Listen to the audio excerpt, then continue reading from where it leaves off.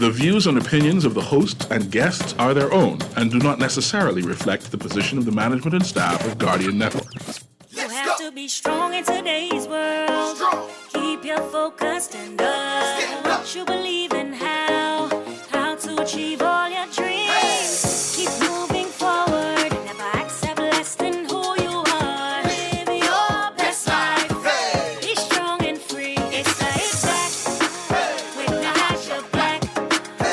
It's the Hit Back with Nahaja Black. It's the Hit Back with Nahaja Black. It's the Hit Back with Nahaja Black.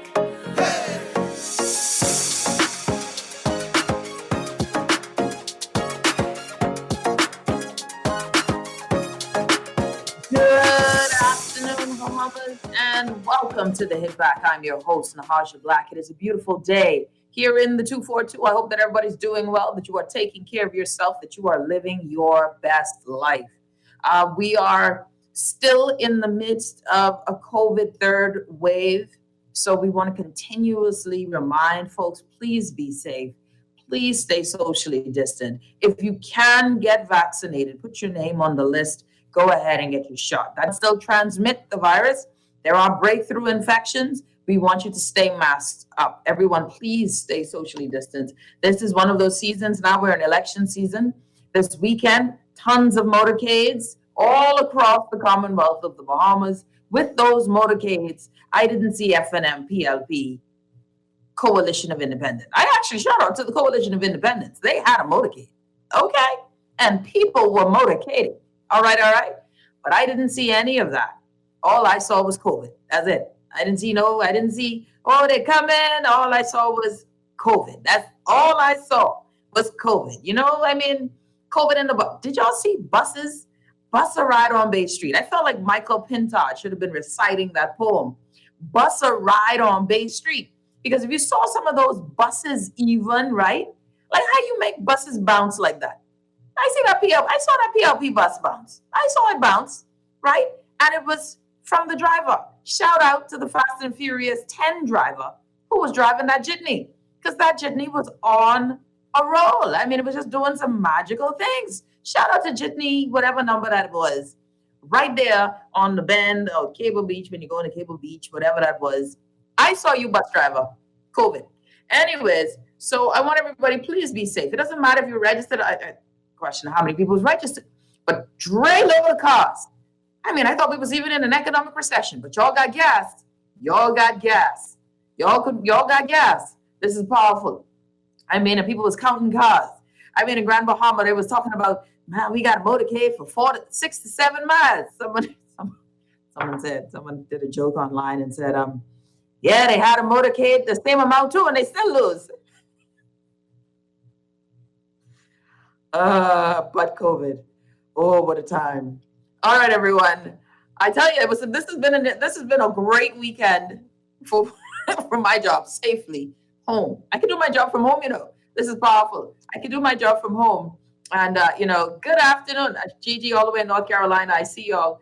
Everyone who's following us from the Dominican Republic, Lady Mackie, everyone who's watching us online. Don't forget, follow us online at Facebook and YouTube. Follow, share. We want to continue to build the audience in all the different ways that we can reach the diaspora of the Bahamas and all of those interested parties across the world. Of course, to all of my wonderful listeners here on Guardian Radio 96.9 FM. There would be no Hit Back without you. So thank you so much for joining us today. All right, I got my good friend all the way from Fox Hill. I was told he's voting DNA. For my good friend Ricardo. Ricardo last name. My good friend Ricardo. I heard you voting DNA, but I didn't say it. I said, what? My friend voting DNA for Ricardo? Rumors and lies. That's all it is. Rumors and lies. But I did see Ricardo on the road just now. I blew him. Beep, beep. Stay on, Press on. But, yeah, press on. It was him and another person. And I said, oh my. One more, make a team. They are following the COVID protocols, okay? That's what it is. That's what the DNA is, at least following the COVID protocols. That's Hello good. to Esther there in Grand Bahama and Jonathan from Haiti. What you say, Jonathan? So we got followers and we appreciate them. Yeah, man, it's been good. It was a fun weekend. It was a fun It weekend. was actually I was terrified most of the weekend, seeing the motorcade, and like you, I saw COVID.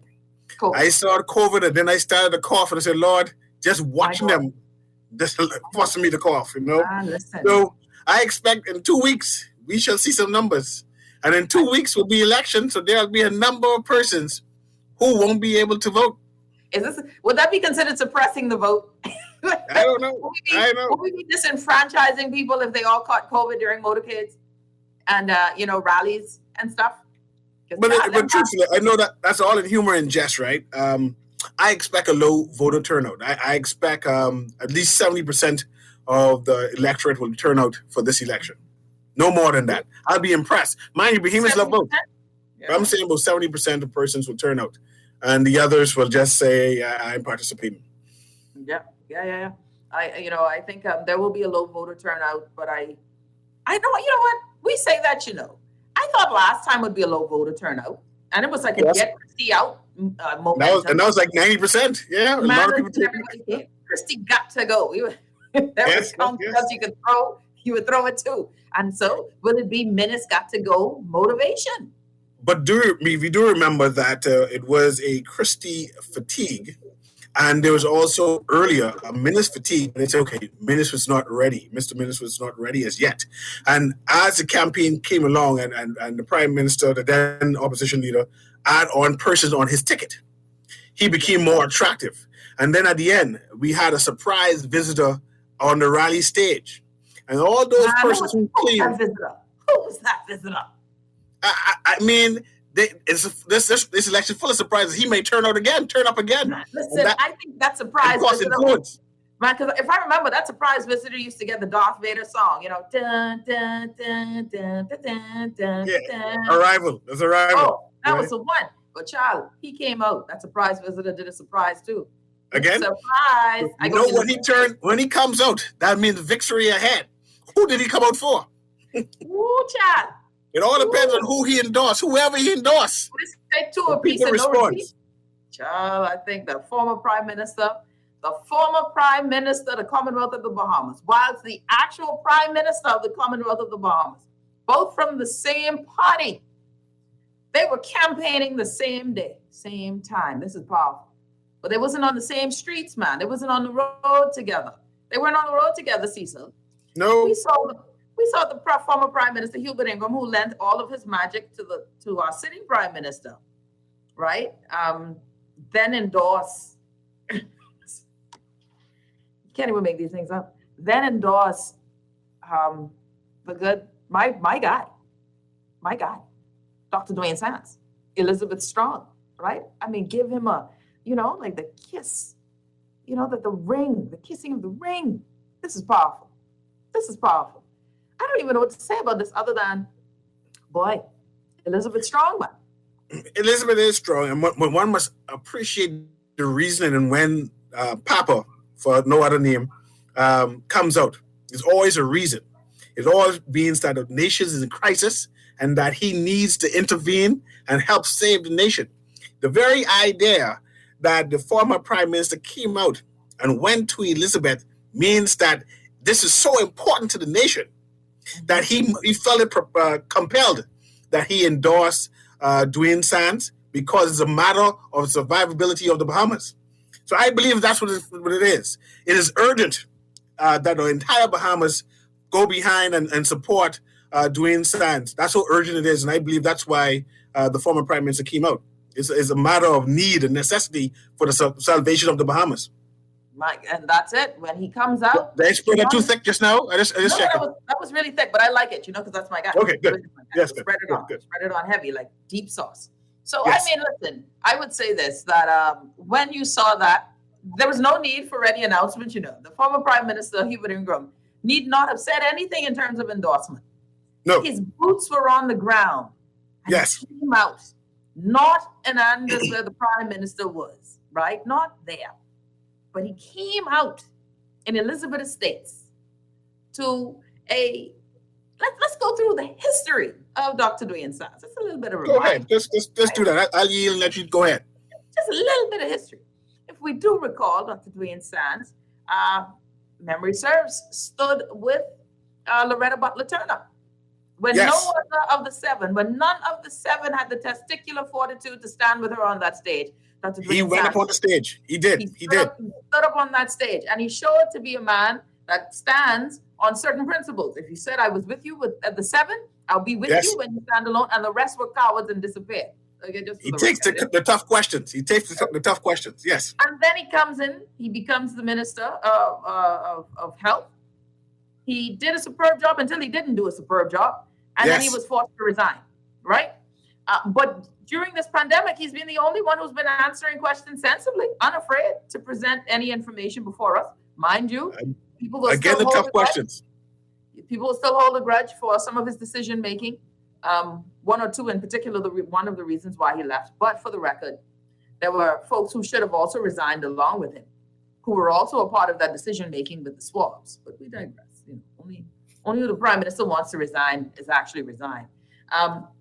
So I tell you, the fact that the former Prime Minister Hubert Ingram came through and went on the ground to campaign, it's quite interesting, quite telling. Yes.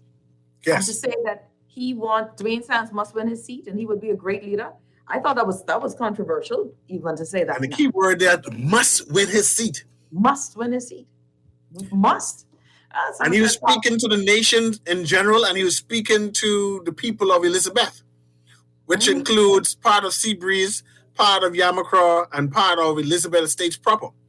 He said that Dwayne Sands must win his seat for the sake of the Bahamas. My God. My God. This is something I tell you. Listen, Bahamian politics got so much drama. Who needs a daytime soap opera?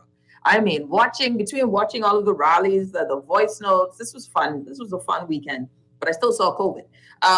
So that was something else. But very interestingly, since that happened yesterday, there has been a statement and that has been circulating on social media. And it says, that's only one vote. F&M founding father disagrees with Ingram's endorsement of Sands for PM. Okay. More. I also want to see incumbent Aram, okay, so it goes on.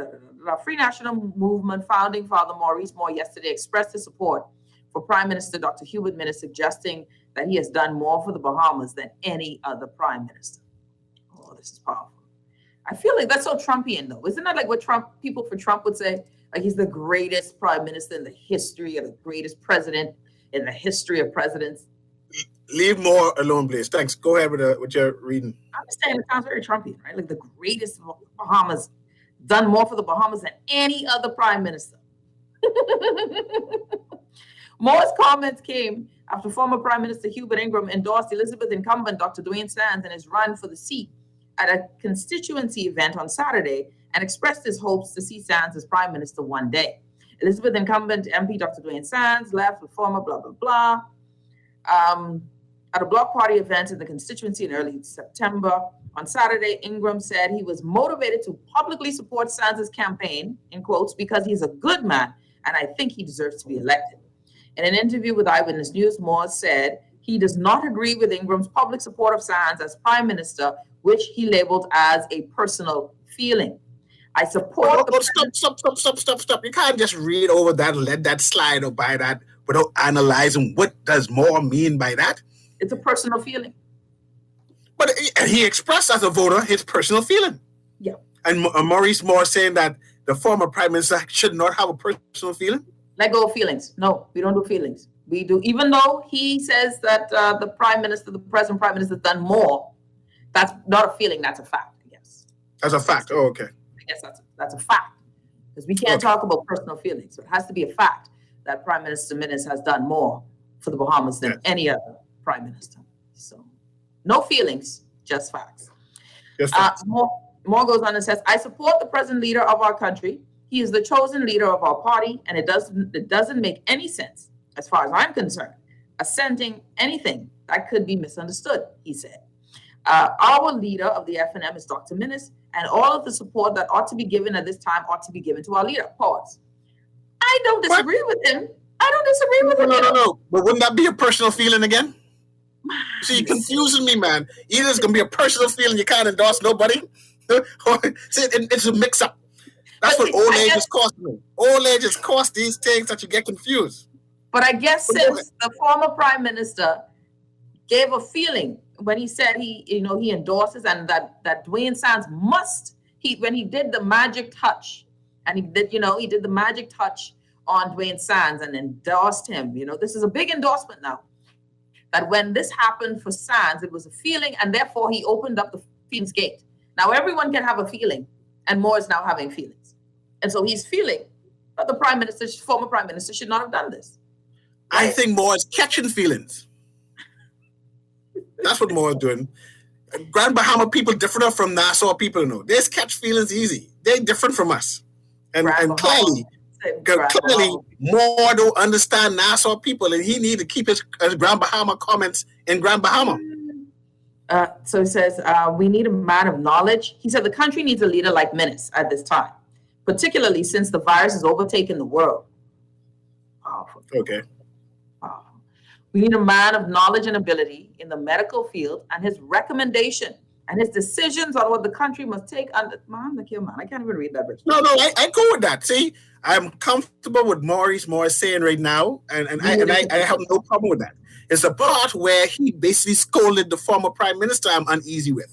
See, if he had to say all of that about and endorse the prime minister, I would say, go Maurice Moore, support the leader of the party. But you can't be scolding the former prime minister of the country. Moore is junior to him. Moore has never been prime minister. This is how the article starts, that he is a founding father. So that's okay. He must be more senior, eh? You can't be senior. You can't be senior. If you was prime minister. No. You can't be senior, but one must appreciate that Hubert Ingram was sought after when he's not an ordinary person. Hubert Ingram was sought after by the FNM party and chosen for his special talents to lead the party. But I digress. Continue with the read. The end here, and one of the last lines, right? The last paragraph, because it's very lengthy. The former prime minister, he is his own man, see? He can do what he feels and speak out how he feels about any person who's been nominated and running. So I don't question him in doing so. But you kind of did, like you did. You kind of did. You did. Yeah. Mix up. So it's like a coming back, right? It's like wheeling and saying, okay, I said all of that stuff, but I forgot that I'm talking about, Cuba. He realized his mistake. That's what it is. He realized his mistake. Says, I wish Dr. Sands would win as well. Okay. All right. I'm in. This is So it says minister's knowledge in the medical field caused us to be 179 out of 180. Needless to say, the prime minister's record, if we're talking about medical, is not good in the COVID crisis. If you're just tuning in, you're listening to the Hit Back with Nahaja Black, CA, and you're rejoining me. So on the ground this weekend, there were tons of events. One of the major ones had to have been seeing and hearing the endorsement of the former prime minister talking about leadership, right? With Dr. Dwayne Sands, who was just a backbencher a few minutes ago, and is vying just for a seat, not as leader of the party. And I think that is something to be noted, something to mark, that the former prime minister at the funeral of Mr. Hanna, A.D. Hanna, mentioned that in a some sort of slight, in a way, even the calling of elections early and making note that, hey, he and Christie would keep it in May. Now, mind you, he and Christie never solidified the date. So it isn't as if, Dr. Minnis did something in terms of breach. They could have both solidified an election date and we wouldn't even be having this discussion. But that there seems to be something here. And I thought that was something very much worth noting in this whole election process, that's the next undertone. And then the irony, CA, was that today we saw last night, you were listening to Dr. Minnis mention that Chester Cooper wants Brave Davis gone, wants Brave Davis to lose so that he can take over the party. And you're saying, but wow, the irony of it all, right? Like, are we missing that that's a storyline that's fascinating and could possibly be your own storyline within the party? So I just, there's so much things, and still COVID. And the truth is election narrative and election propaganda. This is what we do during the election. You sow seeds of discord. You said the deputy wants to take over the party, and then it's turmoil within the party. And the same thing, I believe the PLP is attempting to sow discord within the FNM, to say that Dwayne Sands wants to take over the party, and that Hubert Ingram endorsement of him is a clear indication of that. Whereas we know, even on the advertisement on The Guardian, Dwayne Sands said he supports Hubert Minnis. Hubert Minnis is the leader of the FNM party, and that he will follow him. There's a clear declaration, and this is what he's doing. But of course, we have political mischief, and I understand that, and there's nothing to complain about that. It's something that the party itself needs to accept and understand that this is what happens 2 weeks away from the general election. And neither fall prey to it, because we have bigger issues, right? That's the thing. Yes, we have bigger issues, right? Some text messages says, Mr. Moore, oh no. Okay. So Mr. Moore was let go by Mr. Ingram and was appointed as an ambassador by the present PM.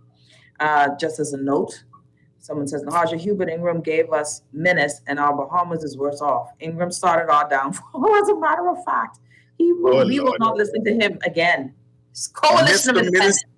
Dr. Minnis won fair and square. They had the election, and he beat out. We had two different elections, in fact. The African Party, that is. They had two different elections, in fact. They had one earlier, and they had one later when Minnis was challenged. And he won fair and square, and by a landslide. The African Party has confidence in him, and we must accept it. The political mischief is not important right now. Someone says, can you catch COVID if you go out to vote and you dip your finger in the same ink as people who have COVID? What you do afterwards is sanitize your hand, and boom, COVID gone. You don't put your hand in your mouth with the blue thumb. You end up with blue lips. I hope that helped the person. And we would be able to tell as well. We would be able to tell. No sucking fingers after you vote. Says Brave can't run no more if he loses because he's already 70. You're right on that. I mean, I think this is the last. Brave look good for 78. All of that. He does look good for. He look virile. I was surprised. Look good for 70. Yes. 70. Wow. Okay, we'll take a break. When we come back, more with my good friend C.A. Nuri. We're talking, the weekend, what you saw this weekend. What did you see with the rallies? What did you see? We're also going to be joined by Dr. Gilbert Morris. We're going to talk a bit about the economic plan and future with my good friend, Dr. Gilbert Morris. And then also, we're going to have later in the show some questions on this, what's going on with COVID and how do we, deal with it. There's a video that's gone viral, but we'll talk more about it. You're listening to The Hit Back with Nahaja Black, Guardian Radio 96.9 FM.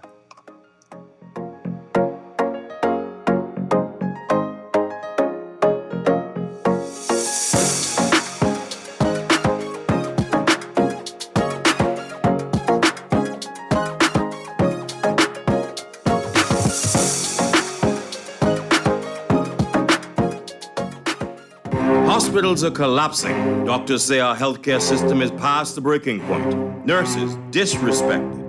Not enough beds or resources.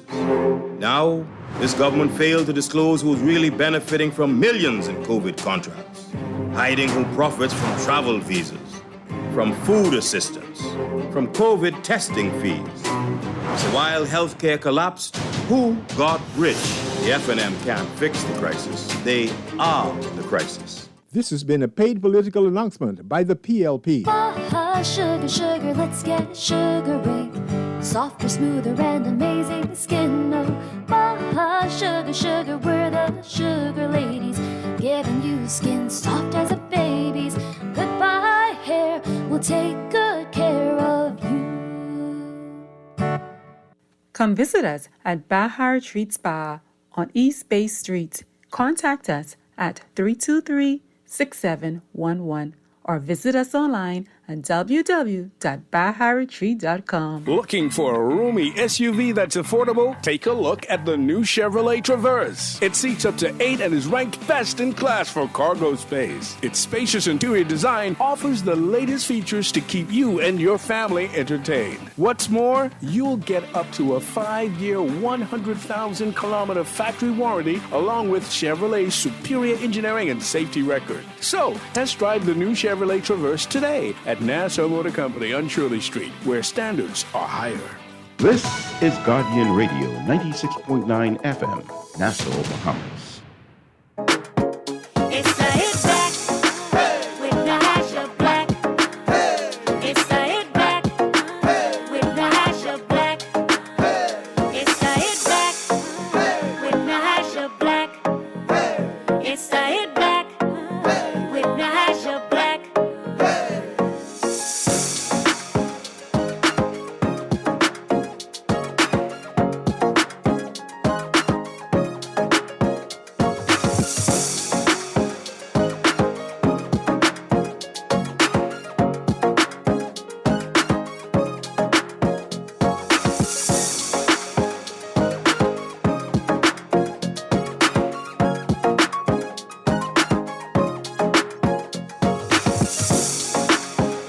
And we're back. You're listening to the Hit Back with Nahaja Black, Guardian Radio 96.9 FM. My good friend C.A. Nuri joining us. C.A. who will be joining me for most of this next 10 days as we dissect everything that's going on and all of the fun that we've had before in the last election, hoping to bring all of that energy to this election, right? Even though this ain't the same one, right? It doesn't feel nowhere near the same. It feels definitely a lot more intense, that there's more to lose. It feels a little bit more, like a little bit more somber as we know we're trying to do this, and there's that not even that real energy of campaigning. We know that, another 15 or so people were added to the list of deaths from COVID-19, and it's not feeling the same. But there's more urgency, and I think that compounds the stress of it all for many. Your thoughts on that?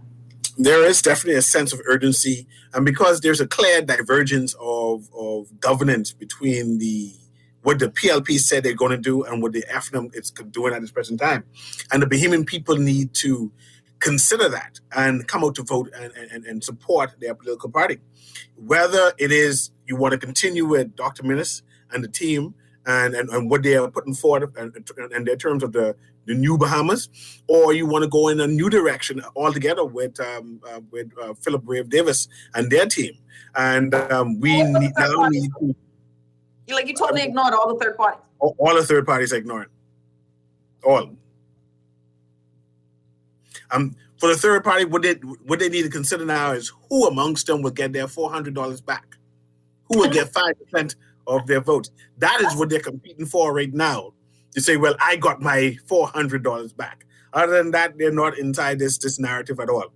But going back to what I've said now, right?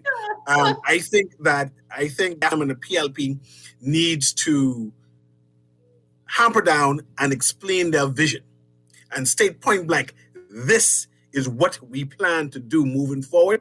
And this is what you're voting for. You're not voting for the individual anymore, but you're voting for a particular vision and a particular plan to see the Bahamas in the next 3, 4, 5 years.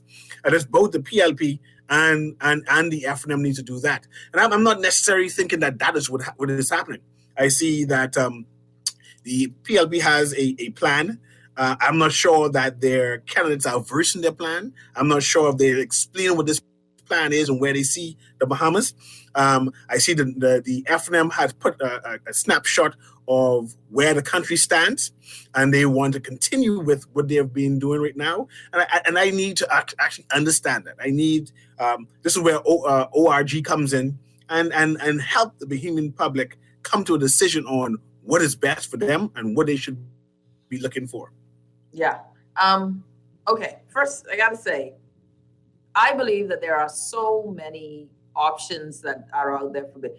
First of all, I need my 3 independents to get in. Okay. I think that Freddie Mac has proven himself to be a wonderful contributor to Bahamian politics. Freddie is not afraid. He's not going to be a wallflower. Freddie Mac for Pine Ridge. I need Reese. You already know what Reese is going to do. Reese is going to be a proponent for the people. Reese Chipman for Senator. I think that this gentleman even needs a chance. Now, I don't know, because I know sentiment ain't too high, but he did show up later and teach us a lot about the Constitution and the power of the Speaker. So I even say give the Speaker another chance. Give the Speaker another chance, right? And then you have, I think that every leader of every party should get in. That's just me. I say every leader. I mean, say one. I don't mind one. One could not go, but I mean, every leader could get in. And I think that would be quite interesting.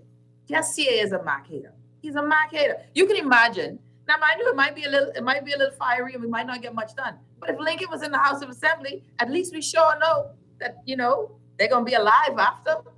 Okay, they're gonna be at least one live after, and they're gonna be a truth about, and we're gonna learn something. Yeah. And then if you got Mac in the House of Assembly, Mac will preach a word. Yes. See, except minutes. Don't hate, Cecil. I believe that the Bahamian people should vote of faith and not fear. That's what I want for us to know. Faith and not fear. The apostle didn't say a coat of many colors. A coat of many colors. Now, most of these third parties can't run kitchen. They imagine running government. I'm a little concerned about running government, but I think that there are quite a few people from each. Kumalafe needs to be in the House of Assembly. Period and bar none. Period, bar none. Kumalafe needs to be in there. Now, do I trust Kumalafe's leadership style? Right? Same thing with Lincoln. I don't know about bar none, but I like the idea that you can imagine how entertaining the House of Assembly. I'm just saying. And every 8 o'clock after the House, we will get a live feed. I feel like there's something to this. I think there's something to this. Mrs. Black, you finished? Someone say, I know about that, Nahaja. I know, but I'm kind of concerned with the delusion that Mrs. Black is going through right now. I am concerned. You live in a fairy tale. I believe that's called Narnia. That's where you're talking about. Narnia. My closet is very close. You might be right. With flying horses and unicorns and things. I know. I got a lion in my closet, man. I got a lion in my closet.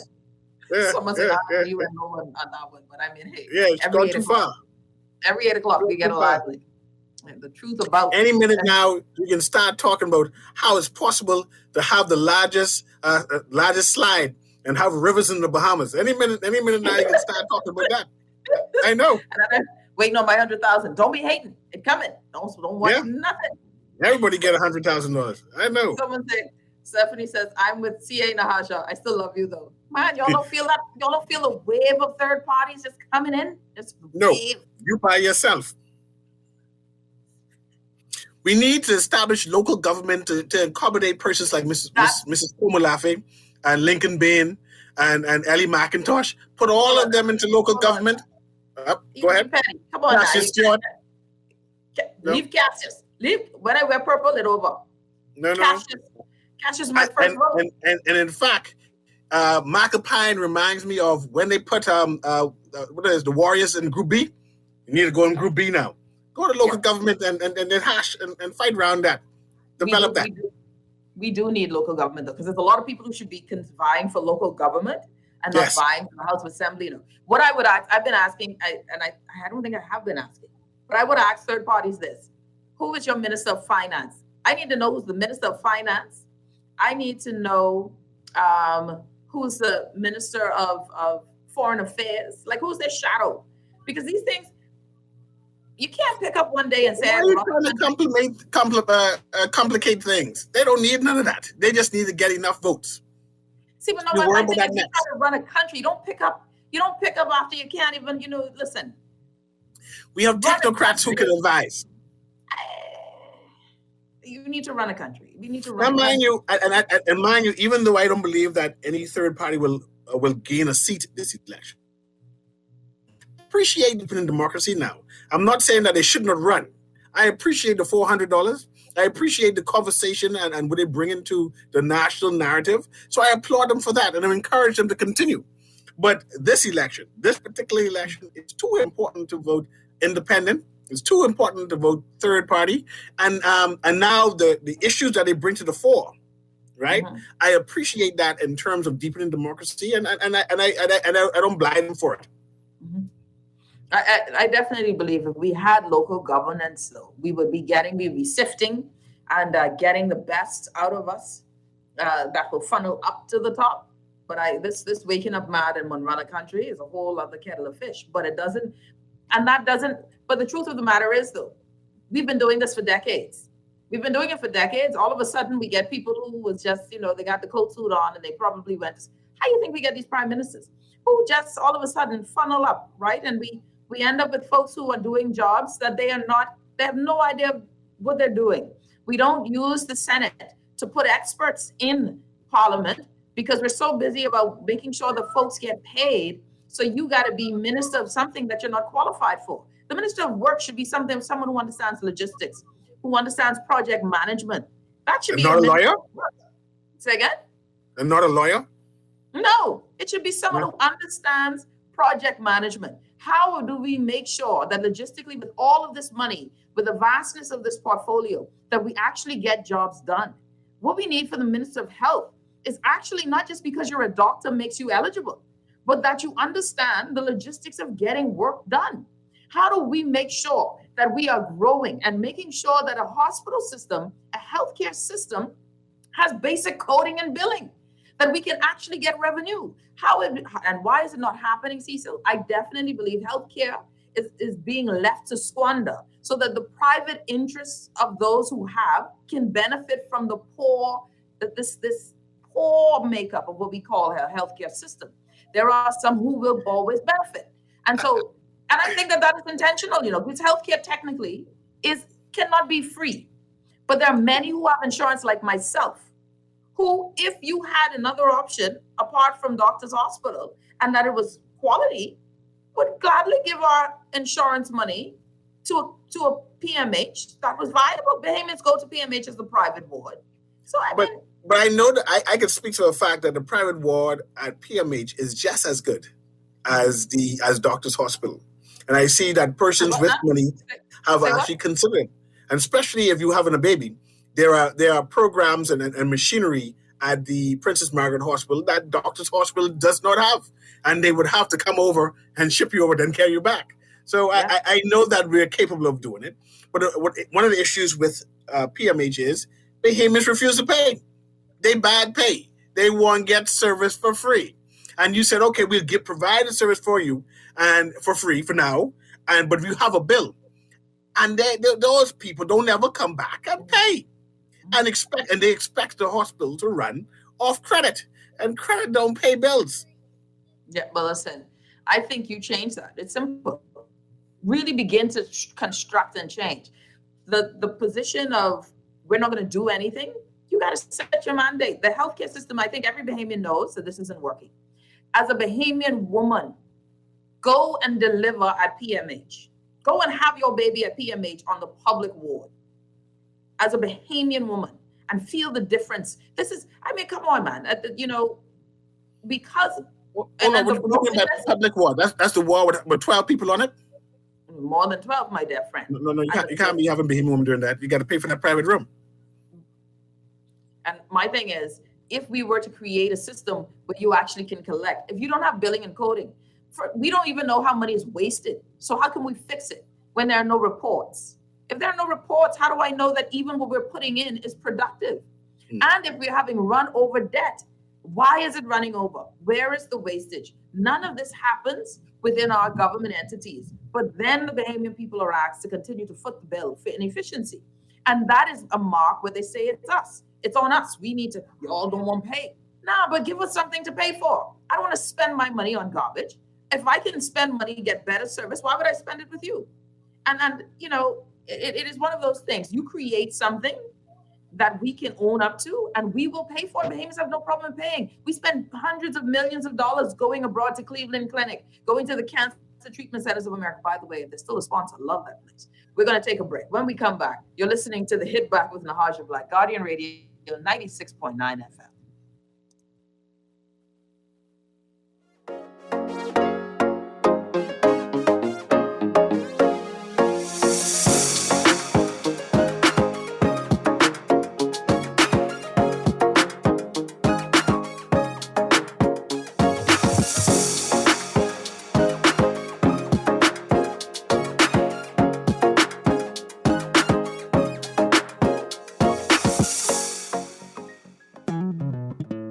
J.S. Johnson Insurance agents are the best. Reliable service, we've been on the scene, protecting since 1919. J.S. Johnson Insurance has the test. You'll always cover me. J.S.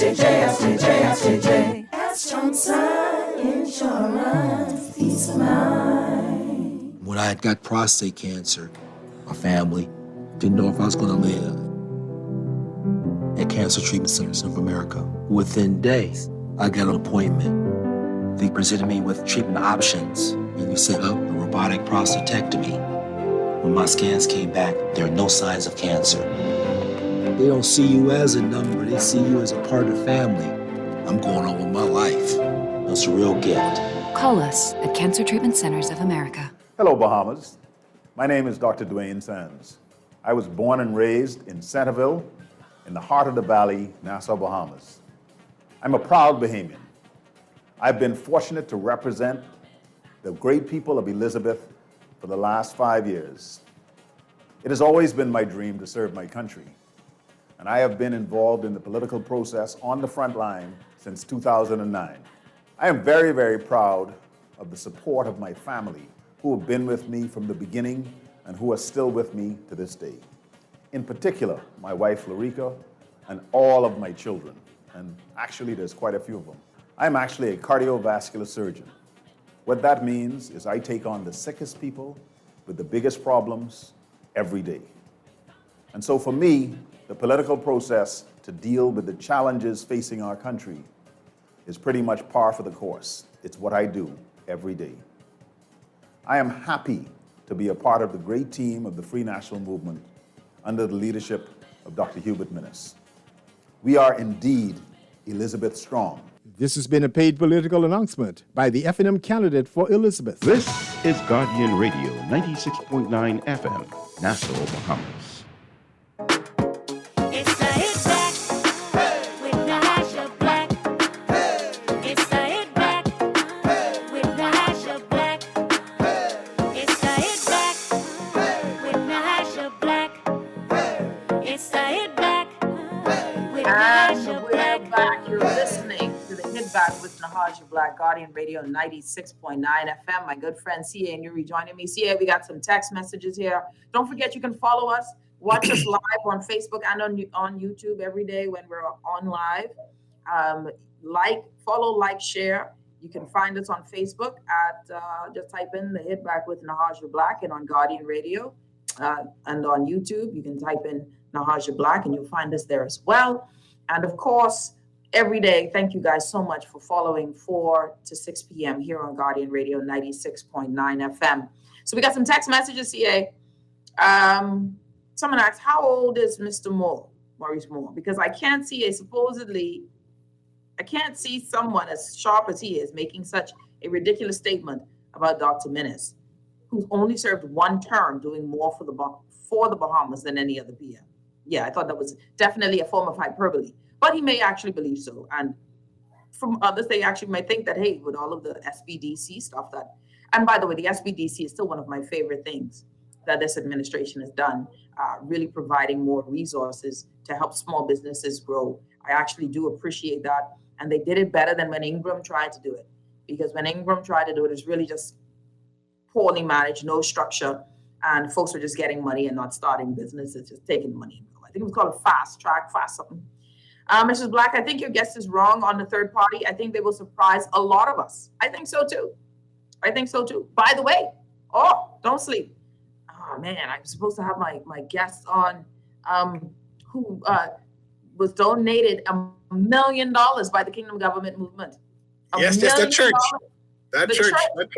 And it was Pastor Simeon Outen in Grand Bahama was given $1 million by the leader of the Kingdom Government Movement, Mr. Kevin King, Dr. Kevin King. God is good, eh? Man, $1 million smackaroos. I was supposed to call him. He told me to remind him, and I forgot to remind him. And so I got to try and reach him because I even forgot. The church can expand their building now. I hope it's more than just a building. I think Pastor Simeon Outen would want, he would be all over that, right? So I think that would be something pretty awesome. $1 million smackaroos. Don't sleep on these third parties, boy. Kevin Kingdom, the Kingdom Government Movement moving. You know this to give away $1 million. I'm trying to figure why I ain't got no ads on my show. Imagine how many scholarships I could have done. But I mean, the church is good. They help and promote God's ministries, and I support it. Mm-hmm. Yeah. So, one of those things where you're hoping that, and I just tried to reach Pastor Alden, so hopefully we'll get him on the show really quickly. But that's pretty big. $1 million smackaroos, boy. And that's a third party. Someone says anybody can write checks. Y'all petty. Y'all ain't even say anybody could write checks. They just don't believe the KGM at all. Don't believe.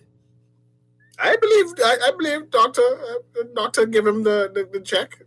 Doc wouldn't listen. Doc wouldn't give nobody a fake check. Plus, don't forget, Kevin King was the one with the most money in terms of $53 million. He has money. Securities. Security. So we need just cash one of those out. Yeah. Someone says, sorry, Mrs. Black. McAlpine would need to win 40% of the votes to win. Impossible. Look at that person. That person's smart. Oh, ye of little faith. When I wear my Mac shirt. I only got 2 shirts I'm wearing. I see you have the Mac shirt and you see you have the Reese shirt. But Nahaja, can you tell me, mind you, it only happened once in the history of the Bahamas, where an independent won their seat without a major party. Hold on, let me give the preamble. Without a major party not contesting the election. Give me an example of an independent winning their seat without having a major party withholding or not, I'm trying to say the right word properly, not contesting the seat. Tell me when that happened. Only once in the Bahamas. Who was that? That was in Andros. That was in either South or North Andros. But I mean Andros with that gentleman name. The name just gone because I had it in the back of my head. But it's Andros in general. I can't remember his name though. I don't remember his name. I won't even lie to you. Someone come. He's carrying a big bag, the big suitcase inside the House Assembly. They come and gone. Someone says, Dayon in Grand Bahama says, I think Mac's seat is secured. Him and Michael Pintard's seats are on lock in Grand Bahama. Bastian, Julia Dames. Whitney Bastian, yes. He's the only independent who has won a seat with both major parties fighting for the seat with him. But I think Bahamians have changed. I think Bahamians, not changed, but we always say Bahamians have changed. I'm always thinking that we are going to change at some point, right? But I do believe that the appetite for the status quo has changed, right? I think that the appetite has changed for some. And so there will be surprises. I do believe that there will be surprises. I do believe that there will be some form of coalition, government afoot. I think so. It says, hope that check dated.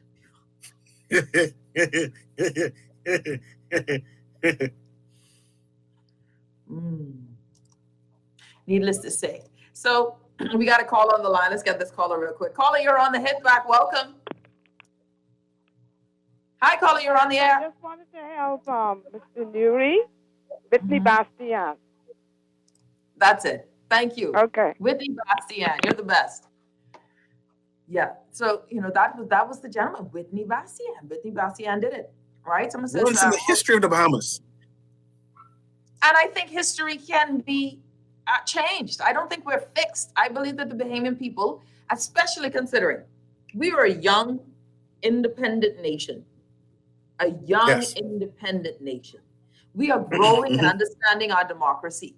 We still have the old guard from 67, 73. We still got those old guards in their mindset still running the country. But yet, and now you have where a third party like the Coalition of Independents, filled with young people, is saying, we want different and more. You cannot ignore them. You cannot push them on the side. There is a different energy, and that different energy is going to displace what is the status quo. Now, my only thing is, and what I'm hoping is that it is not just the energy, but the acumen that goes with this. And one of the challenges that we are faced with is that a lot of our citizenry, I mean, just look, man, to go into politics is a serious thing in this country because we still got that old way. We still have a prime minister who has not decided to do any interviews, still has decided not to debate, and we are going to vote for him come the 16th. And then until we get so upset and saying this is a flagrant disrespect of what we need to make a serious decision. The fact that we elected a prime minister, and I'm still waiting on Brave Davis to do interviews. I'm still waiting. All of this video ain't doing nothing for me, though. All this pom-pom waving ain't doing nothing for me. They need to have discussions with someone, sit down with a seasoned journalist who asks the tough questions. Sit with Juan McCarthy. Sit with Shivago, who is Shivago is a former minister of the Free National Movement. So sit with Shivago. I can say, don't sit with me. Sit with me. I want to ask the questions as well. This is what we deserve, but we are. So there is a yearning for change, and that yearning for change is here. It isn't going anywhere. I'm speaking with young people. They're frustrated. They don't want to vote. They're not voting. And if they are voting, they're voting for change. But when you ask them the tough questions of, okay, but what is the change you're actually looking for? What does Bahamas look like for you? We want equality. We want all they say is we want our natural resources. And you got to know that the country is built up of more than just that.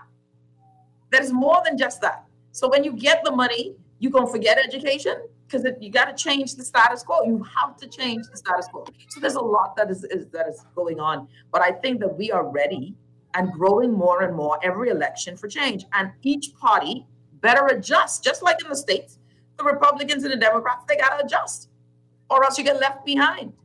Someone says, brave ministers need to, okay, that ain't saved.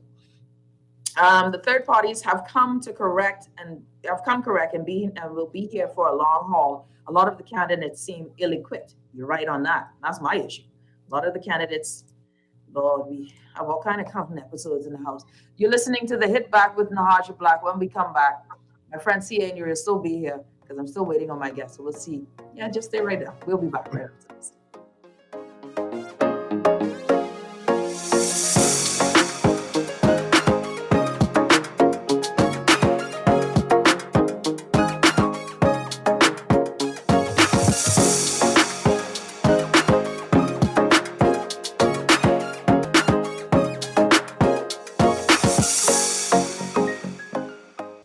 This is Guardian Radio 96.9 FM. Fresh news, smart talk, all day. You have to be strong in today's world. Keep your focus and up. You believe in how to achieve all your dreams. Keep moving forward. Never accept less than who you are. Live your best life. Be strong and free. It's the Hit Back with Nahaja Black. It's the Hit Back with Nahaja Black. It's the To the Hit Back with Nahaja Black, Guardian Radio 96.9 FM. We got a caller before I bring on my special guest. Caller, you're on the Hit Back. Welcome.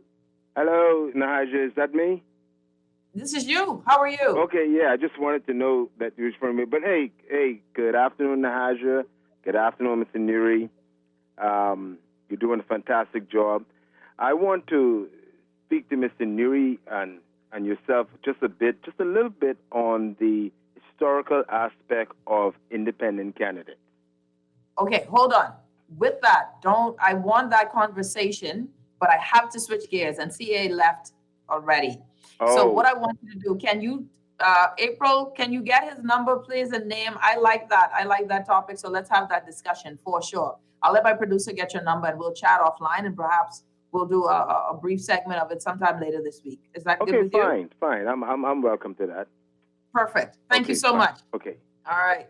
So we got joining me, of course, if you don't know, my mentor, one of my favorite people of all time, Dr. Gilbert Morris was the first person after coming home, feeling very smart, thinking now with his economics thing in my hand, I must be able to get some sort of career going. That didn't happen.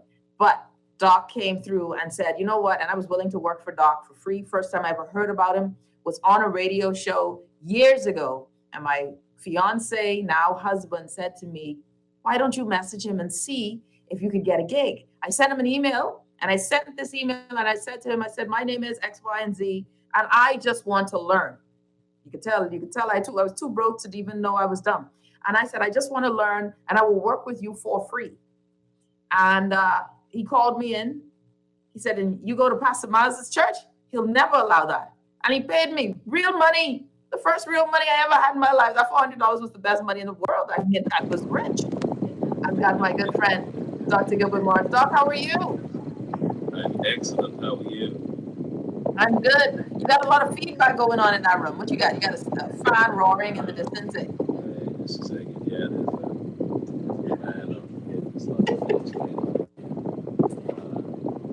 Let's see if I can put you in text. Much better. Is that better? Much better. Okay. Very good. Very good. Yeah. It's good to have you on the show, Doc. How are you? I'm great. Let me move my keyboard. Yeah, and your audio is a little low, so I just need you to speak up a little louder for me because your audio is pretty low there. Okay, very good. Very good. Very good. Good. I was just telling folks, Doc, of how much you've, you've played that role in my life. And so, of course, the fact that you still come on my show is such an honor. Well, it's so beautiful to see young people like yourself develop and grow. And it seems to me that you represent a new type of young Bahamian who is informed, not a party hack, a political hack, and someone who is willing to learn and to grow. And the Bahamas needs that. And my generation has basically played itself out by trying to play the existing political crony game. And so I think now it's time for your generation to step forward. And my generation can play the advisory role. But I'm pleased to see people like yourself, and you are a talisman, I think, for a new type of Bahamian. No, well, when you say it like that, Doc, you made me feel special all of a sudden. It's a pleasure to have you on the show, Dr. Gilbert Morris, joining us. Well, Doc, of course, we're in the throes of election now. We are in the election cycle, and one of the things, or the main thing I've been wanting to ask you is what should we be looking for and looking at as a popular in this election? Yeah.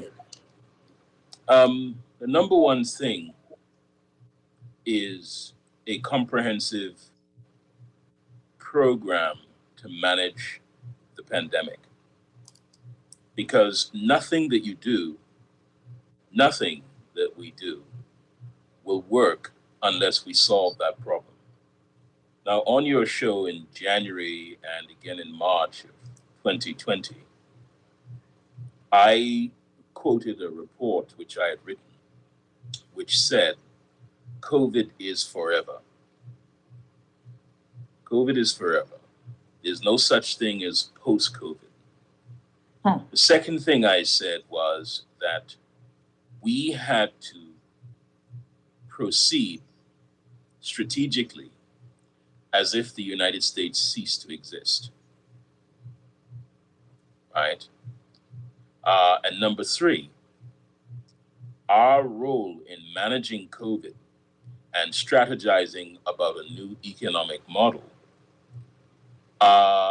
would mean that we had to come up with an entirely new concept of ourselves. If you look at, I said, do not try to fix the crisis, fix the future. The reason you are in a crisis is because you haven't been prepared for the future.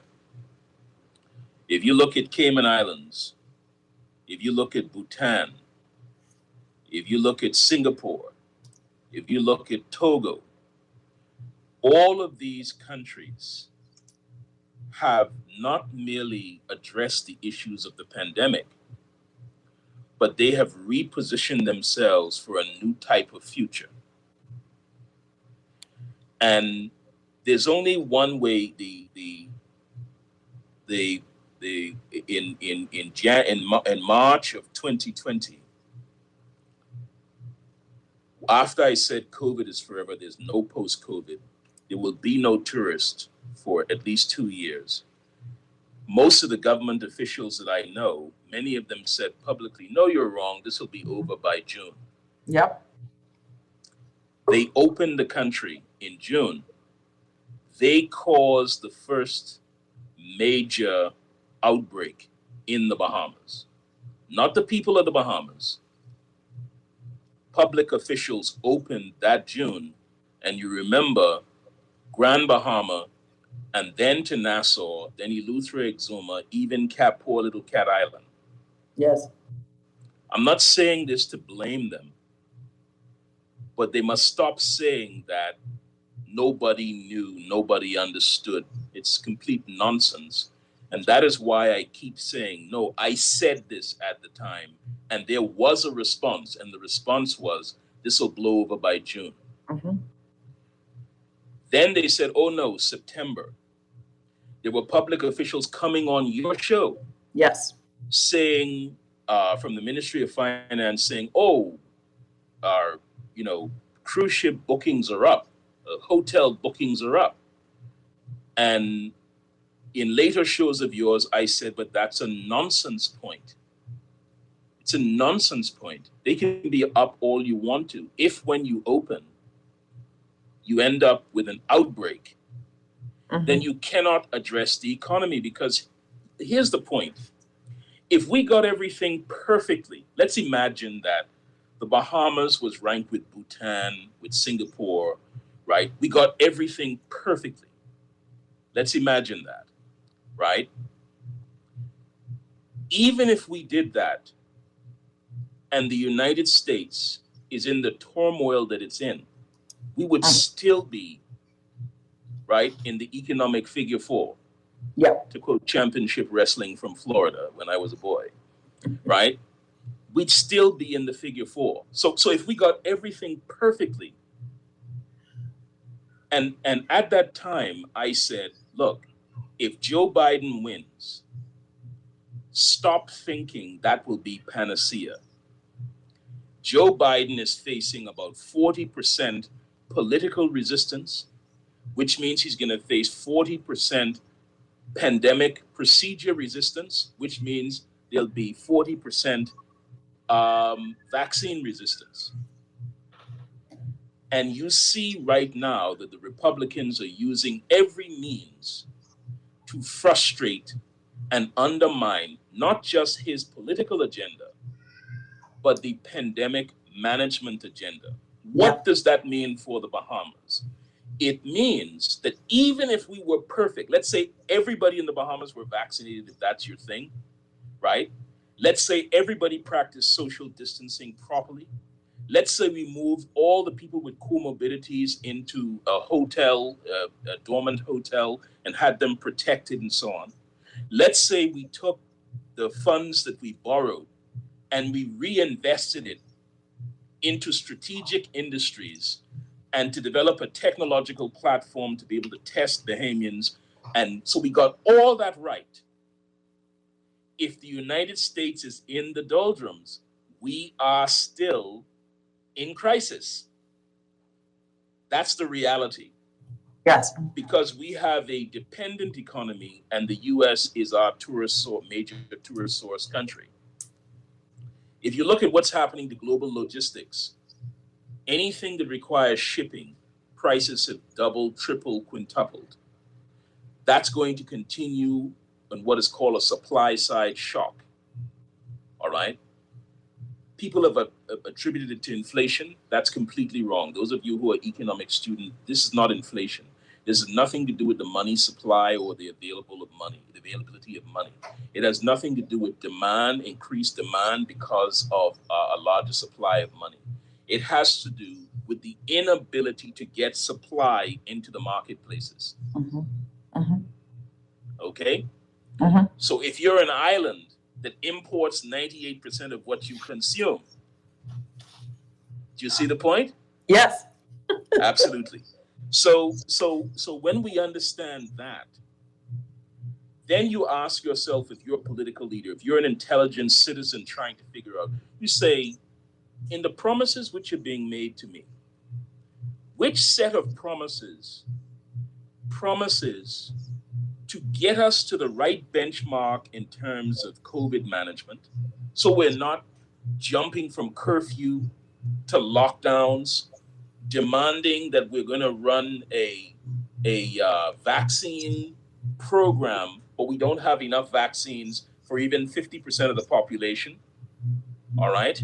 You know, you've got to, pandemics are about managing public expectations. And if you can't manage public expectations effectively, you can't generate public confidence, and you can't get the public to, there's a drag between, if you look at Singapore, if you look at Japan, Bhutan, if you look even at Cayman and Barbados, their leaders are not haranguing their populations. They aren't calling people stupid. The Prime Minister of Singapore, now Singapore is a place where they don't mind telling you what to do. They don't mind making you do. That's right. Right. But they don't have a vaccine mandate. Because they understand the vaccine is not a panacea. Yes, the vaccine protects you, and it also allows you to do a bit of social duty, because if you're not in hospital, then the pregnant lady or the cancer patient has some place to go. But we are fast approaching, as you can see, vaccine redundancy. I wrote a letter to 190 national leaders across the world, all right? A one-page memo explaining the 5 major projections that I had made since 2020, and explaining that while you can have a vaccine regime, you need to understand what's happening. Creating a wedge between vaccinated and unvaccinated is nonsense. The unvaccinated people who are thinking that if I get vaccinated, I'm going to have Bill Gates' 5G baby, that is nonsense. The vaccinated people who are saying, if you're unvaccinated, you're a threat to other people, that's nonsense. The public officials who are saying vaccination means that we can open the economy, that's nonsense. That's right. All right? The only way to open the economy, and before that, the only way to protect Bahamians, you need comprehensive spot and random testing. Say it again, Doc. Comprehensive spot and random testing. So this is what I wrote to 190 leaders around the world. We just sent out the last batch of FedExes yesterday. And to 190 leaders, one-page memo. We were in contact with every foreign ministry to get the letters in and get them to, and what I'm saying to them is, we need a global attitude of testing. Everyone needs to invest in new types of tests, home testing. We need to invest in Bluetooth thermometers. We need to invest in home kits of various kinds, and we need to invest in multi-dimensional testing so that when you run these tests, they upregulate to a national database, and you're able to analyze. So what you want to do is get a picture of the country, and you want the tests to begin to reflect the behavior of, how people are moving in the country. In Dubai, in Singapore, in Bhutan, you can go to a government war room. This is how they manage COVID. Everyone has to download an app. You have to get tested. The tests are random in some places and spot in others, right? So high risk clusters are spot testing, meaning you go to that spot, you test everybody. So medical workers, for instance, universities, for anywhere where there's a necessary cluster, all government, right? The police department. Then you get random testing across the population and you look for high risk groups. You run those tests. Plus, everyone has tests available to them. Plus, you have e-diagnostics where people can get in the app, and if they feel a certain way, they can put in, oh, I've got these 4 symptoms. Immediately when you hit send, Bluetooth contact tracing takes over, and all of a sudden on a big national map, you can see everywhere where that person has been, and all those phone numbers are contacted. Those people are told to self-quarantine, and then medical staff go there. This saves lives. In addition to that, we should have digitized social distancing, and that means you have in the app, there is a GPS locator on your phone.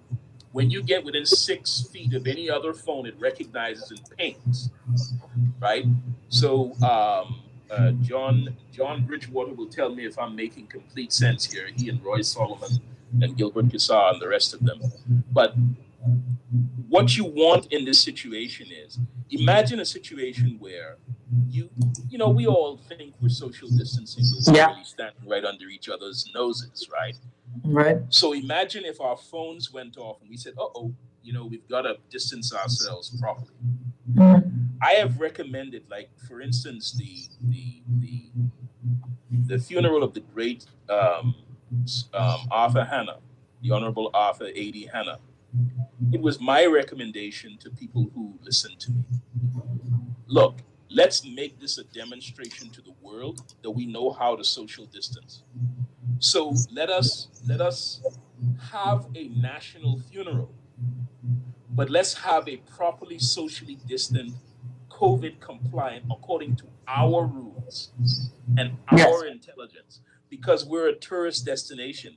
And if we can demonstrate that we can lay to rest a great national hero with a crowd properly socially distant, with drones showing that tells the world, hey, the Bahamas may be a safe place to be to ride out this thing. Dr. Gilbert Morris, let me ask you something, Doc. And because you know, folks, you're making sense, and the strategic planning is important. Help us to understand in terms of what this means in an open economy, right? So with testing and with all of this this technology, and that's one thing I think is sorely lacking. And I love the fact that you said, hey, listen, it's not going anywhere. There's no post-COVID. It is COVID, right? Yeah. And I gather from what you're saying is our job to save as many lives as possible at the same time. Be open to an economy. But you said something, Doc. We have to do this thing as if the United States doesn't exist. So what does that mean for our economy? What type of business are we in? Here's the important thing. We have been borrowing money like a drunken sailor. But we haven't been borrowing money to protect the Bahamian people or empower them. We've been borrowing money to restructure contracts that benefit cronies. We've been borrowing money to pay old bills. We've been borrowing money to implement infrastructure programs where contracts go to political cronies right in the middle of a political season. Now, I know some people will say, okay, I'm of a particular party and this sounds bad for my party. All parties have done it in every election cycle, so that's right. I don't really get involved into it, whether or not it helps or hurts a political party. I could care very, very, very much less. The issue is, if we had, so for instance, we borrowed, one example, $800 million and stuffed that into the reserves. This is a bad idea. This is a terrible idea, because you're borrowing US dollars. to put into a U.S. reserve, then you have to find U.S. money to pay, U.S. currency to pay interest on the money you put in the reserve. It's better to borrow the U.S. dollars, invest in Bahamians. The problem of the Bahamian economy is we are not investing in Bahamians. The solution to the problem of the United States, here's the point. These are the steps. You have to make the Bahamas safe for Bahamians.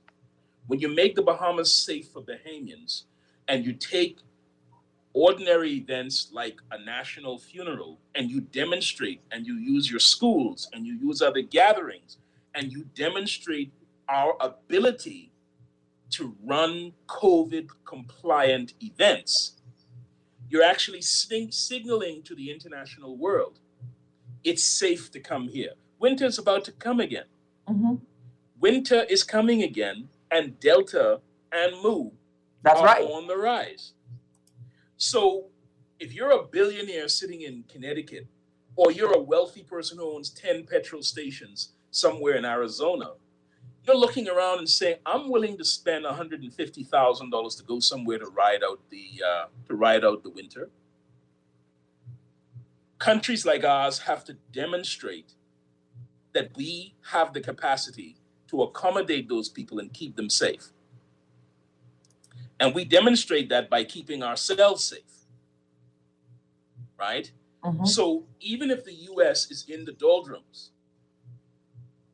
what we're doing is attracting wealthy Americans and attracting Americans who want to decamp for the winter and attracting long-term tourists. And we're saying you can come to the Bahamas because we have the right COVID protocol. We have spot and random testing. We have all these elements where we protect ourselves. Look at how we protect our children in the schools. Look at how we deliver education. Look at how we protect our people with comorbidities. Look at how we protect our elderly who are in the high risk category. And why is that important? That's important because there's pent up demand in North America looking for some place to go. Let me ask you this, Doc.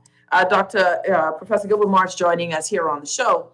There's this question. How can we afford this? Who will pay for this? How much will this cost? Yeah. Your thoughts? If we spend the money on that instead of sidewalks, I think that would have been a start. And if we spent the money that we borrowed and we earmarked that money, that would have been a thing. But I said this when the recovery committee was established, right? And I said on your show it will amount to nothing, and I think it has, unfortunately. That's right. And I gave the reasons why, and I gave a list of the agenda that the committee should have had. Those who were on the committee, and I said to them, I was asked by one, would you come and speak to the committee? My answer was no. They said, why? I said, well, can you pay my fee? No, we don't have any money. Well, if you don't have any money in the middle of a crisis, you're just going to be another committee that produces a report that sits on a shelf somewhere and nothing happens. That's it. You should have negotiated as a committee for $100 million to be able to implement whatever you recommended. That's a serious committee. That's a serious, man, say it again, man, listen, that's a serious committee. That's a serious committee. So when the gentleman said to me, come on, man, you know how this place works. I said, well, I have a better one for you. Why don't you get a letter from the Prime Minister authorizing you? I will organize a meeting in 2 wealth enclaves for you. And we can make a pitch and raise $500 million to do the things, but you have to pick 3 things. Having a committee that takes in 300 suggestions is lunacy. If you go to make a pitch before Goldman Sachs and you have 300 different items, they tell you, listen, man, this is not high school. You get out of here. Your skill is saying there's 300. Okay, let me go through the 300. About 80% of them are really the same thing. So that boils me down Then I take the last, 10, 15, 20 of them, and I say, all right, some of the, let's rank them according to cost, time frame, available skill and talent, all right, efficacy of outcomes. Then let's split them. So you know already before you establish the committee, financial services is COVID indifferent. Financial services is COVID indifferent. Financial services produces the highest wages in the Bahamas. Financial services are the most efficient earners of foreign currency because everything you do in financial services, you have to bring the money in from the outside. That's right. Right? So why not have begun with financial services? That's what the committee should have had. One subject for the first 5 pages. Why? Because Hong Kong was in the doldrums. You remember before COVID, there was riots in the streets in Hong Kong. That's right. Argentina was collapsing and Britain was dealing with Brexit. So that's about 4 million companies around the world that need some place to go. So the first thing you would do in a COVID environment is set up an electronic registry and get those companies into the Bahamas, as Cayman did. Right? Then the second thing you would do is you say, we've been trying to deal with public health all this time. We've gotten nowhere. But now public health is necessary both for the protection of our population, to ensure another generation of Bahamian children are not prejudiced in their education. And then if we achieve that, we tell the world, look at what we've done in this crisis with healthcare. So now we can do this for you. If you decamp to the Bahamas, we can keep you safe as well. But instead of saying that, instead of it being a slogan, you can demonstrate it. That's what Cayman did. That's what Dubai has done. Do you see?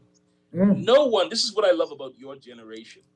No one is interested in the talk now. Everyone says, show me. Yeah, that works. You say that that's a great idea. Show me.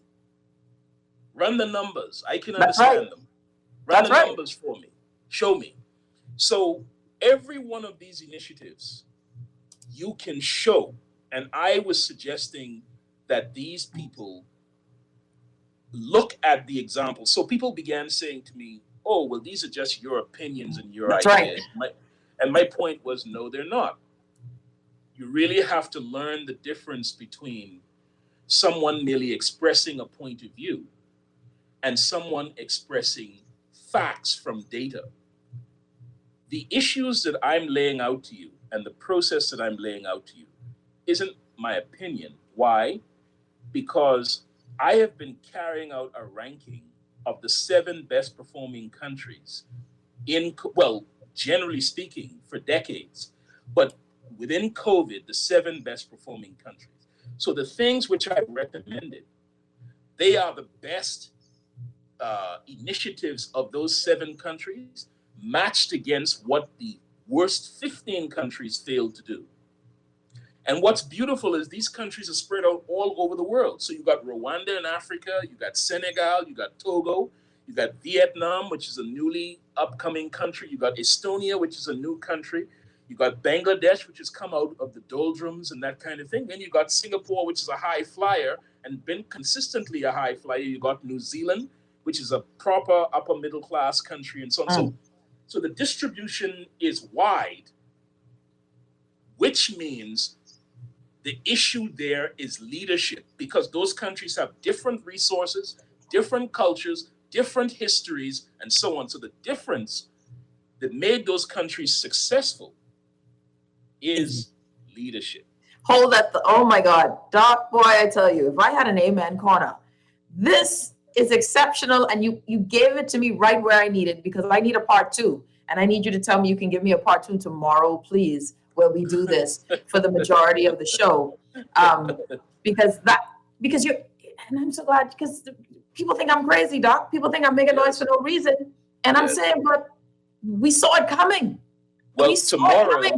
tomorrow I can give you an outline in the global economy and demonstrate to you that the mistake of the last 27 years has been the failure to invest in the new generation coming up. We have a date tomorrow. And that failure, you have banks at the moment. Banks are on the precipice because if blockchain expands and countries begin to cannibalize Bitcoin by issuing central bank digital currencies, then what they will do is disintermediate the banks. There's really only one way for the banks to be relevant. And if you look at what the Bahamas government has done, it has tried to negotiate the banks into the deal with sand dollar. Yeah. But that's an unconstitutional tax. Hold that thought. Doc, don't say anymore. I got it, because I have another guest I got to get to. I don't want you to say another word. Tomorrow, Dr. Gilbert Morris will be joining us on the show, Doc, because you said it on air, so everybody's expecting you, and folks want a part two, because this is where we want to be. Let's be critical and strategic. Enough of this dancing on stage and people are dying. We need real solutions. Dr. Gilbert Morris, thank you so much, Doc. And the talent is in the country to do it. Speak it. This is a word. I can't wait. I love you, Doc. Thank you so much. Love you too, darling. All the best. All right. You're listening to The Hit Back with Nahaja Black. We will be back, joined by Dr. Michael Dobble. Let's ask some tough questions there with regard to COVID. We will be back right after.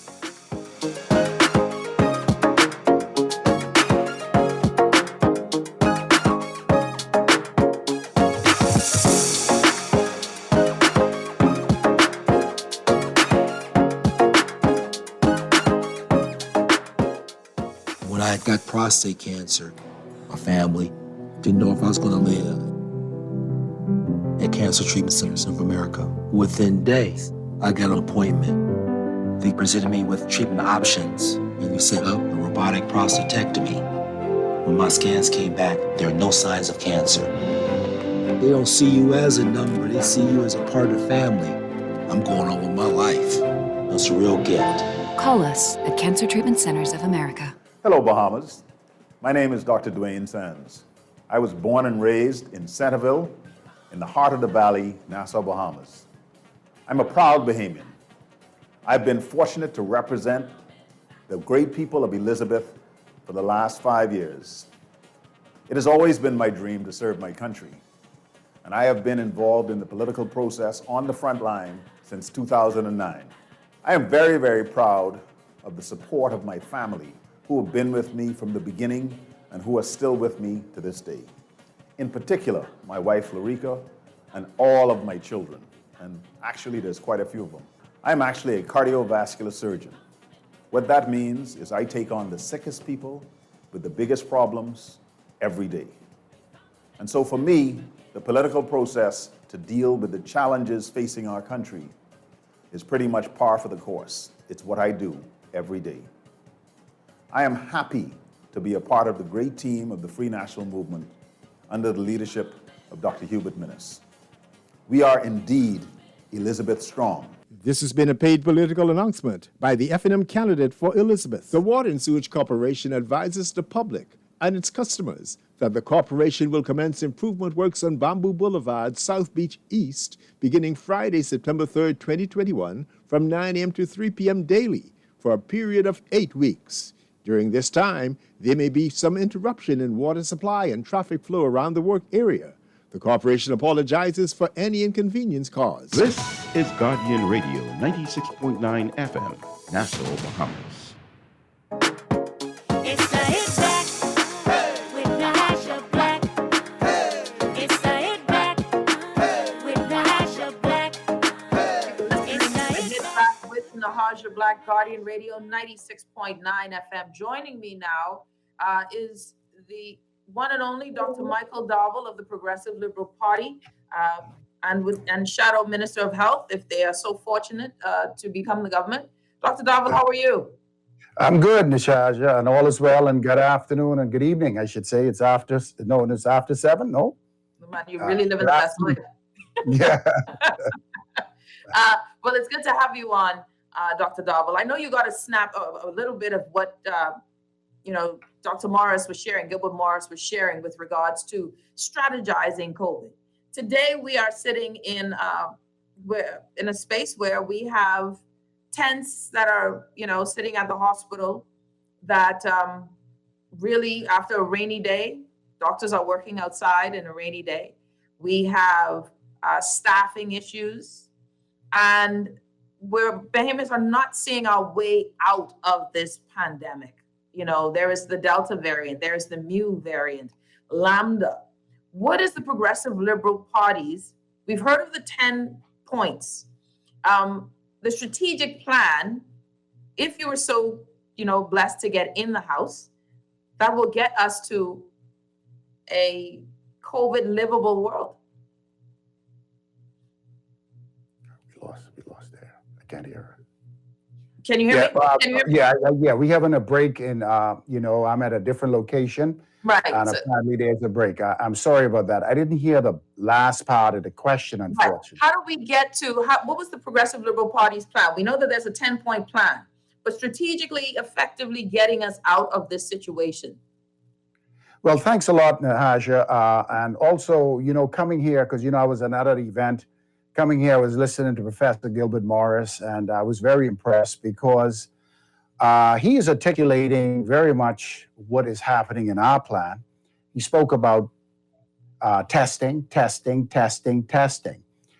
We've already said that the virus itself is an invisible enemy, and the only way you're going to know where it's at is if you do testing. As far as the PLP is concerned, we have been working very diligently to come up with a strategy. The strategy itself is short-term, medium-term, and long-term. The short-term plan is basically to look at our current medical infrastructure and determine the quickest way, should the people give us an opportunity to govern, how to expand these COVID services and try to save lives. We believe that as we stand today, there is a lot of room for short-term expansion at the Princess Margaret Hospital and in Grand Bahama, and we believe that we have a very strategic approach on how we intend to do that, should the Lord bless us with the victory. Let me ask you this question. You said you guys have a short-term strategic approach and room in PMH. Right now, we have persons outside, right? We have about 80-odd patients with COVID-19 at PMH. We have folks in tents. Does the Progressive Liberal Party, can you guys tell us where you see room to take them from outside to inside?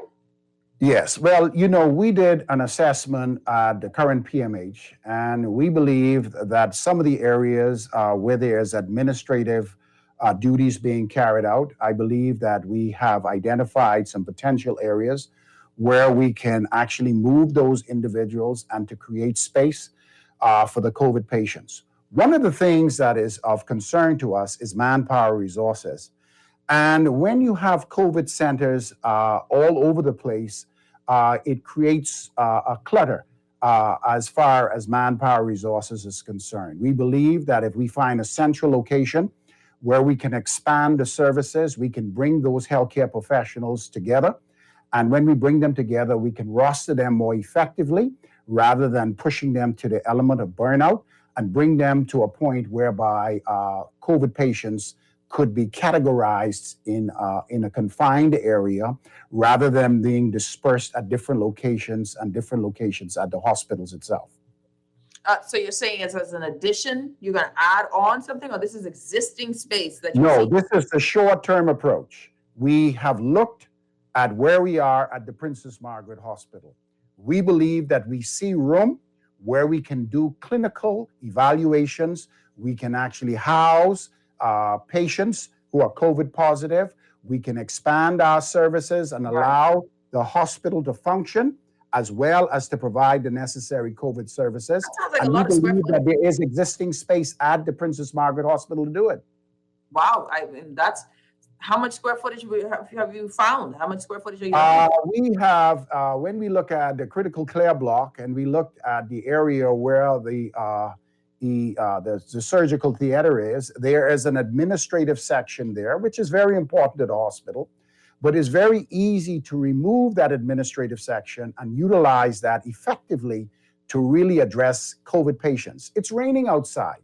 They're intense, the humidity and the whole thing. We have the ability to find space at our existing facility to house these patients in the short term while we work on the medium and long-term solutions, because Professor Morris is right. COVID is going to be with us for a while. This is not going to go away. And we need to be able to take care of Bahamians who are sick with COVID, while at the same time executing our vaccinations and all of the other elements in our toolbox to ensure that we reduce the burden on our hospital system. Another area that we were looking at is the nursing school, which is in close proximity to the hospital. It's very easy to do the necessary renovations to the nursing school and begin to expand and begin to connect the nursing school to the Princess Margaret Hospital, which is absolutely necessary for COVID care. I believe that as we expand the infectious ward area, I believe a lot of the small satellite COVID facilities that are around New Providence, we will be able to bring those healthcare professionals in an area whereby we can better utilize our manpower resources. This is one of the areas that we're looking at in the short term, while we find different locations where administrative teams can go and be effective in managing the hospital services, but not necessarily at the hospital itself. We're going to take a quick break. Dr. Michael Dovell, Shadow Minister of Health. We're going to take a quick break. When we come back, we'll be joined with Dr. Dovell. We'll be back. We will be right back.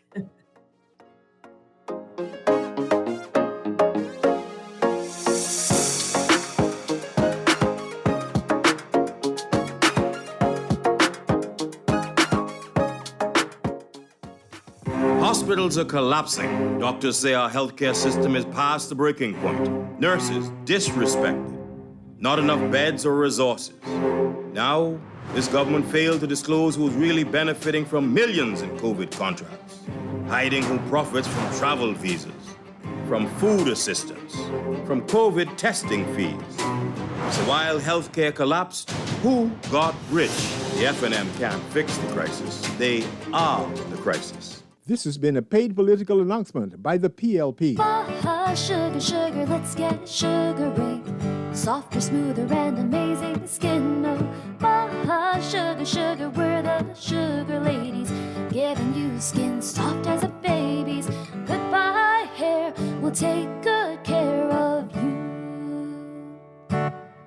Come visit us at Bahar Treat Spa on East Bay Street. Contact us at 323-6711 or visit us online at www.baharetreat.com. Looking for a roomy SUV that's affordable? Take a look at the new Chevrolet Traverse. It seats up to 8 and is ranked best in class for cargo space. Its spacious interior design offers the latest features to keep you and your family entertained. What's more, you'll get up to a 5-year, 100,000-kilometer factory warranty along with Chevrolet's superior engineering and safety record. So, test drive the new Chevrolet Traverse today at Nassau Motor Company on Shirley Street, where standards are higher. Always on the go? Missed the show? You can now listen to Guardian Radio talk shows anytime, anywhere on Spotify and YouTube by searching Guardian Radio 96.9 FM or by entering the name of your favorite show. You can also listen by logging on to GuardianTalkRadio.com and clicking on the podcast tab. Guardian Radio, continuing to provide you with fresh news and smart talk anywhere, anytime, all day. The following is a paid political advertisement. Good morning, millionaire. It's me, Mario Woodside, the independent candidate for Nassau Village, a.k.a. Sasha Dunn. And I'm going to tell you like my mother told me, you shall know a tree by the fruit it bears. We have all seen the fruits of both parties in the past 20 years. So this election day, think independently. Think Mario Woodside for Nassau Village. Paid for by Mario Woodside, independent candidate for Nassau Village. This is Guardian Radio 96.9 FM, Nassau, Bahamas. It's the Hit Back with Nahaja Black. It's the Hit Back with Nahaja Black. It's the Hit Back. And we're back. You're listening to the Hit Back with Nahaja Black, Guardian Radio 96.9 FM. Dr. Michael Darville, Shadow Minister for Health with the Progressive Liberal Party, joining us. Dr. Darville, when it comes to staffing, this is a critical issue with COVID-19. Doctors already, nurses already. We lost another young physician to COVID-19. We are in a health crisis, and morale at PMH in particular, and with PHA, is very low. What is the Progressive Liberals Party's plan that is doable, considering we got a lot of debt, that you can help to lift morale and get more doctors and nurses? Well, first of all, I'd like to extend condolences to the young doctor who passed away. It's always sad when you lose one of your colleagues. As far as extending and improving the healthcare workers at the PMH and all of our tertiary facilities is something that we need to move on immediately. What we found is that many of our healthcare workers does not have access to the necessary protective equipment that is essential for them to function effectively. I know the government has been articulating the fact that these things are available. As we do our research, we realize that some of it is not available at different places. We have a manpower shortage in the country as it relates to healthcare professionals. So we must look outside to look at how we can address that deficiency. At the beginning of COVID, we approached the government to speak to them as it relates to what should we do to improve our manpower resources. We made recommendations to look abroad. There was offers that were given to us from Cuba to assist us in the pandemic. The government opted not to take the initiative to accept it. And they were saying that some of the reasons were that there was a language barrier, and then we're not certain with the quality of doctors and respiratory therapists that we would get. We found that to be unacceptable. So immediately we would be looking for immediate help from abroad because, to train manpower resources in healthcare is not something that you can do in the short term. So we must fill that gap in the short term. In the medium term, we must begin now to look at our doctors, look at our nurses, look at all of our para-health care workers, and find ways to get them in the system. We have a wide cross-section of nurses that have retired. A lot of them are still in good health. I believe that we can tap into that resource immediately in the short term to address the situation that we're currently facing with COVID, while at the same time providing all of the necessary healthcare services at all of our tertiary healthcare facilities. So the Progressive Liberal Party, should the Lord bless us with the victory, I'm saying that many of our nurses and healthcare workers who are presently in retirement, who do not have the necessary comorbidities, we would be looking to reach out to them to, first of all, get Bahamians back into the system to help us with this pandemic and to keep our healthcare services functioning. And where we fall short after that, we will be looking from outside. We will be reaching to our friends in Cuba to see whether or not they can assist us. And we will be touching bases with the Americans to see if we can get support, because we need support in terms of manpower resources. We have a plan as it relates to expanding the services at our tertiary facilities, because we believe there is some space, but manpower resources is of great concern in order for us to get this thing under control and prevent us from these draconian measures of lockdowns, which basically stagnates our economy and sets us back. And so we're going to move very effectively and very quickly to address those issues, should the Lord bless us with the victory. One last question, and I know I'm out of time, so if you could give me about 30 seconds of an answer. The question is, where have you guys already allotted this in your health budget, right? Because right now, the health crisis is a part of an economic crisis. How do we retain these doctors and nurses who are saying, hey, listen, you got to respect us, not just with words, but with some funds. How is the Progressive Liberal Party planning to fund these agendas, this plan? Do you have a budget already in mind? Well, Nahaja, healthcare is an expensive situation. We're not sleeping in a bubble. We know exactly what these things cost, but we have weighed the cost versus the effect on our citizens. We believe that the loss of one life is significant, and we would immediately have to find emergency reserves and resources to ensure that we put an effective COVID plan in place in the short term. Too many people are dying.